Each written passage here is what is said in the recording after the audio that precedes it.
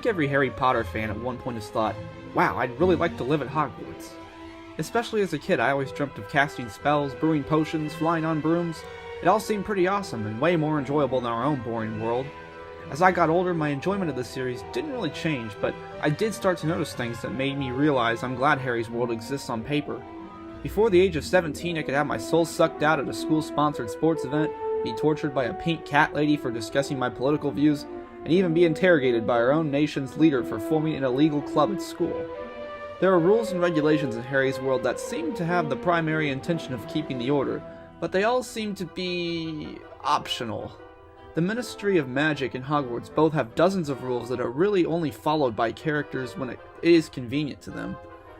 This really goes for both sides of the spectrum. From government-loving Cornelius Fudge to the all-knowing Dumbledore and all the characters in between, characters in the Harry Potter universe tend to see rules as merely suggestions to how they should behave in lives. Today I want to examine more closely the organizational structure of both Hogwarts and the Ministry of Magic to determine if there really is a concrete form of government at either of these magical institutions. I hope by the end of this discussion to evaluate some unnoticed rule breaking and perhaps provide a reason for why this tends to be a trend in Harry's world, whether it was put there intentionally by J.K. Rowling as a technique to move the story along, or if these choices have a higher meaning to critique the real-world regulations and politics. For the purpose of this study, I take everything approved by J.K. Rowling as canon. The books, the movies, the video PlayStation games, Pottermore / the Wizarding World, even the chocolate frogs you can buy on Amazon that cost $18.35 a pack. As Rowling puts some thought or effort into allowing the information to reach the public, anything is fair game. The Ministry of Magic is, well, a mess. In fact, the first time the Ministry is ever referenced in the series, it's by Hagrid when he exclaims, "Ministry of Magic, messing things up as usual." In the same scene, Hagrid explains to Harry that the purpose of the Ministry is to protect the secrecy of magic from Muggles, as it's assumed they'd want it for themselves. After that initial description, one would think the Ministry is like a witness protection program-esque organization, making sure wizards are hidden away safely. While this was the goal at first when the Ministry formed in 1707, by the time Harry starts Hogwarts in 1991, the goals of the Ministry seem to have shifted drastically. The Ministry of Magic has essentially evolved into a hierarchical, authoritative government. The hierarchy is really three separate tiers. It starts with the Minister of Magic at the top, who essentially writes the law and executes the law, followed by the Department of Magical Law Enforcement, which includes the Aurors, Wizardgamot, the Wizard Court, and other policing agencies, such as the Misuse for Muggle Artifacts Office we see Arthur Weasley work for. Tell me, what exactly is the function of a rubber duck? This entire department has authority over the other 5 departments that are more regulatory in nature, such as the controlling transportation, magical creatures, and sports. There's also a separate department called the Department of Mysteries that is free from any control at all due to the confidential nature of the work conducted there. On its face, this format doesn't seem too problematic. The Ministry's format is similar to many business structures in the sense that the Minister of Magic is equal to a CEO, both of which start an authority chain that passes down through the ranks. This hierarchical approach could also have promoted more interdepartmental loyalty since the majority of the departments are in the same authority rank. This approach poses 2 large problems. 1, the structure allows for the minister and a small cabinet of advisors to rule in an authoritative fashion.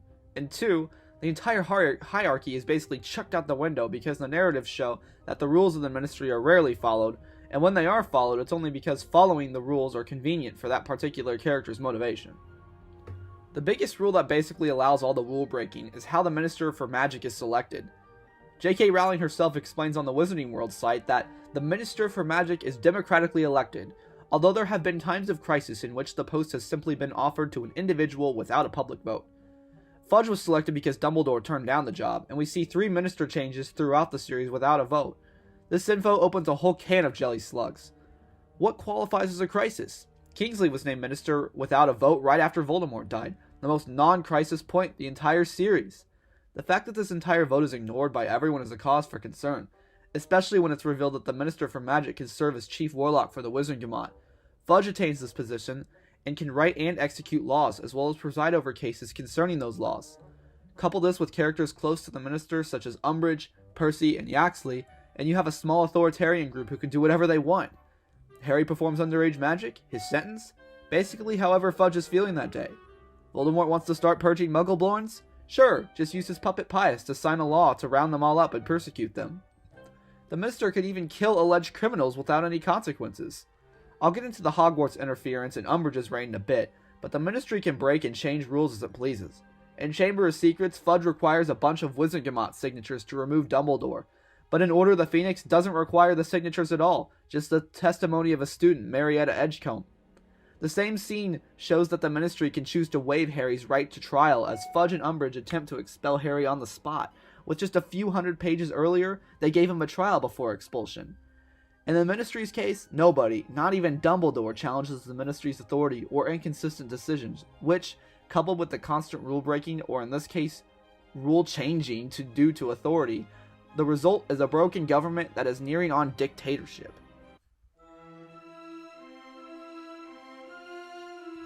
Hogwarts.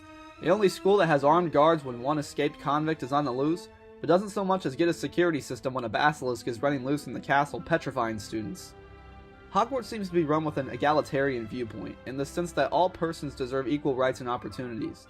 Dumbledore himself always preached that help will always be given to those at Hogwarts who ask for it.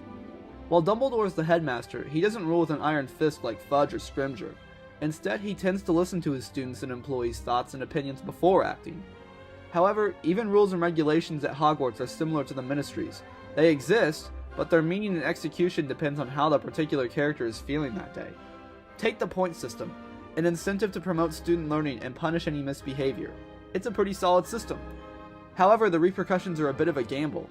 If you're a Malfoy and you report breaking rules, you get detention because you broke the rules as well. But if you're Harry Potter, you win a big party for all your friends at the end of the year. How points can be lost and earned isn't concrete itself either. For example, Harry gains 5 points for knocking out the troll with Ron, but later that same year loses 50 points for sneaking out of bed at night.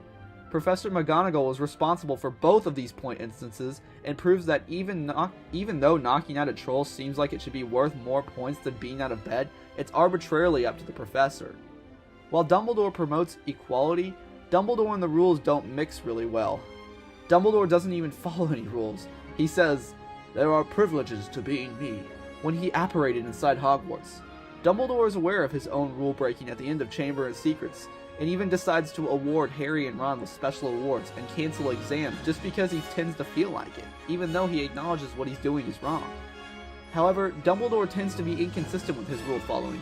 Sometimes Dumbledore complies with extremely unfair rules, such as forcing Harry to compete in the Triwizard Tournament, or following the lackluster court proceedings during Harry's trial.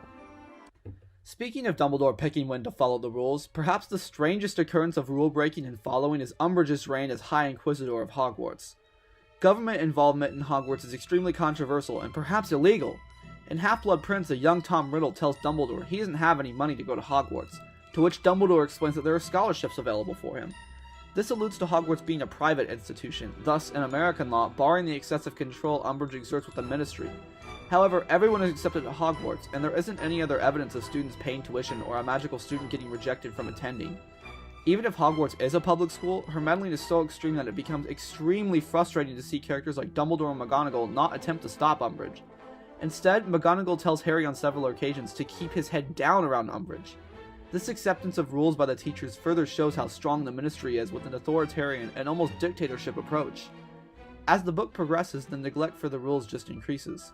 A close eye in the movie adaptation of Order of the Phoenix can see that the Ministry authorizes Umbridge to do some insane things, such as ban candy from unauthorized suppliers, force boys and girls to stay 6 inches from each other at all times, and even place a ban on boys having their hands in their pockets.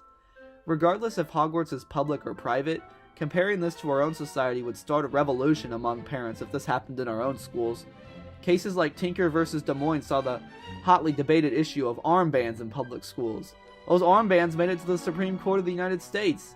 But the most advice Harry and his gang can get from their guardians like Lupin and Sirius is to steer clear of Dolores Umbridge. Everyone just lets this stuff happen and accepts it. Eventually, Filch gets his own degree to punish students with a whip. Just straight up whip them. What?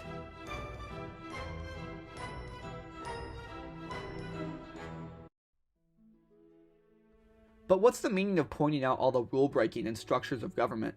Rowling clearly crafted the Ministry and Hogwarts authority systems carefully with some sort of intent of knowing her target audience was a younger demographic.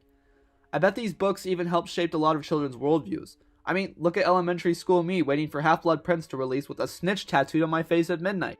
These choices could have been nothing more than either plot holes or elements to advance the plot. I personally see the themes discussed in this video as teaching young readers one of two lessons, one of which could be good and the other bad. It's possible to learn that challenging authority is sometimes necessary, and sometimes breaking a rule for a higher good is sometimes the right choice.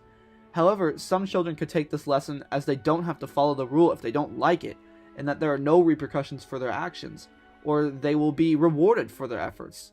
There is a fine line to walk between acting nobly as Harry typically did when breaking the rules, compared to the selfish Fudge fudging the rules.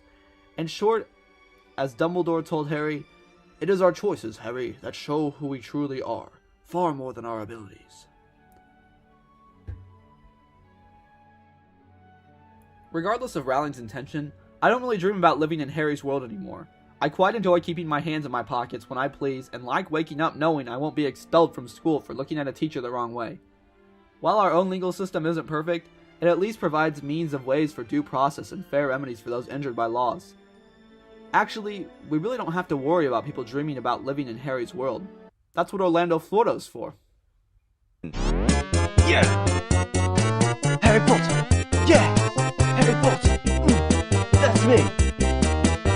My name is Harry Potter, I'm the king of the school. I'm better than everybody in the school. I'm hip and I'm awesome, all the girls know my name. Harry Potter, that is my name. Harry Potter, Harry Potter. Do the shooby-doo-wop. Shooby-doo-wop, shooby-doo-wop. Yeah! I defeated Voldemort when I was a baby. I was even awesome when I was a baby. Both my parents died when I was a baby. I grew up abused without any love. Harry Potter, Shooby-doo-wop, Harry Potter, shooby-doo-wop, Harry Potter. shooby-doo-wop, shooby-doo-wop. That's me!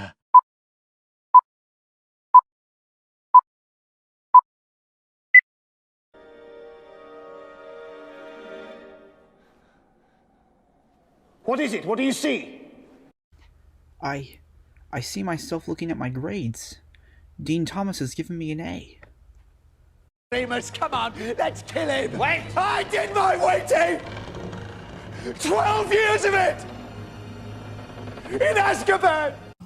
The worst thing about prison was the Dementors. They were flying all over the place and they were scary, and then they come down and they suck the soul out of your body, and it hurt. The quaffle is released, and the game begins!